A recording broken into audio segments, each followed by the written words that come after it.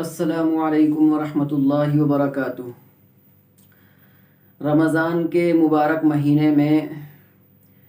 کہ جس طرح خواتین روزہ رکھتی ہیں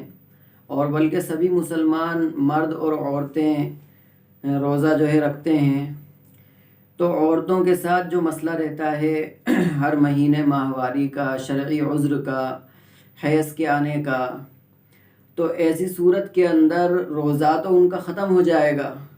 بعد میں اس کی قضا کرنا ہوگی۔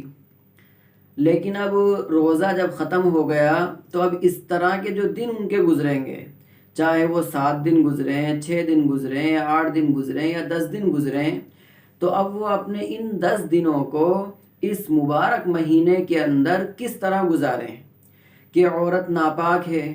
اور رمضان کا مبارک مہینہ چل رہا ہے، تو وہ رمضان کے اس مبارک مہینے کو ناپاکی کے دنوں میں کس طرح گزاریں۔ تو اس میں یہ تو ہماری ماں اور بہنوں کو معلوم ہے ہی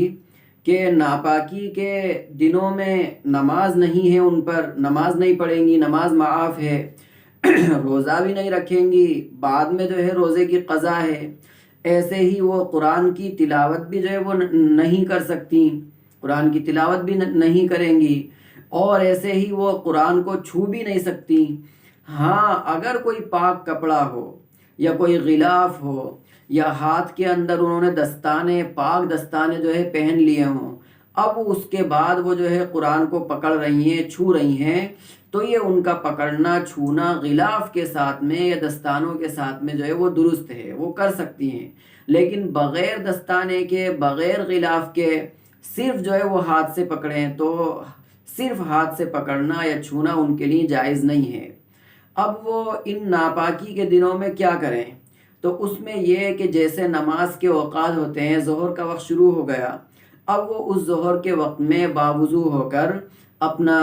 جو نماز کی جگہ ہے، اپنے مصلی پر بیٹھے، نماز کی جگہ پاک کپڑے پر بیٹھے،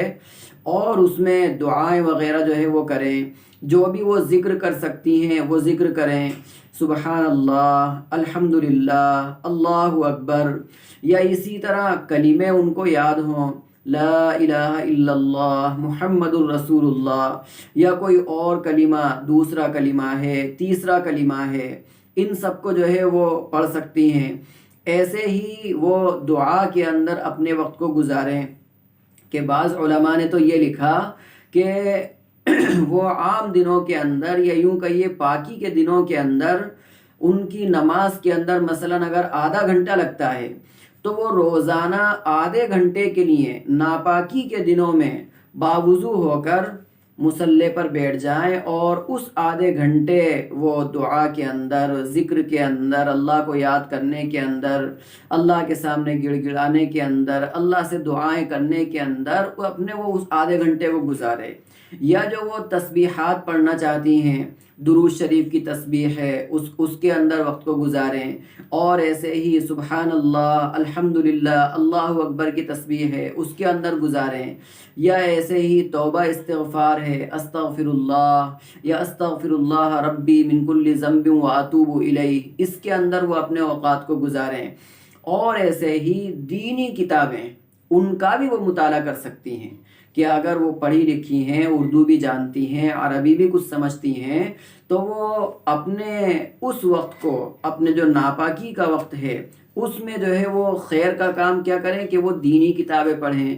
دینی کتابوں کا مطالعہ کریں، چاہے وہ کتابیں مسائل کی ہوں یا وہ کتابیں فضائل کی ہوں، ان کو وہ بالکل وہ پڑھ سکتی ہیں۔ تو یہ وہ کام ہے جو ناپاکی کے دنوں میں عورت کر سکتی ہے، جس کے کرنے میں وہ کوئی حرج نہیں ہے۔ اور چونکہ اگر وہ ناپاکی کے دنوں میں اپنے ان اعمال کو وہ برقرار رہے گی، تو جو اس کی عادت ہے، پاکی کے دنوں کے اندر کی جو اس کی عادت ہے، وہ اس کی عادت بھی برقرار رہے گی، اور وہ اس کا ذکر کا تسلسل اور ذکر کا سلسلہ یا دعاؤں کا سلسلہ وہ اس سے فوت بھی نہیں ہوگا، وہ اس سے چھوٹے گا بھی نہیں۔ تو اس لیے ہماری ماں اور بہنوں کو یہ رمضان المبارک کے اندر اگر ان کے ساتھ شرعی عذر شروع ہو گیا ہے، ماہواری کا سلسلہ شروع ہو گیا ہے، تو وہ ان اعمال کے اندر اپنے وقت کو گزاریں تاکہ ان کی عادت بھی جو ہے وہ اچھے اعمال کی جو ہے بنی رہے، اور وہ اللہ رب العزت سے جو ہے دعائیں بھی کرتی رہیں اور اللہ کی جو ہے وہ مقرب بھی جو ہے وہ بنتی رہیں۔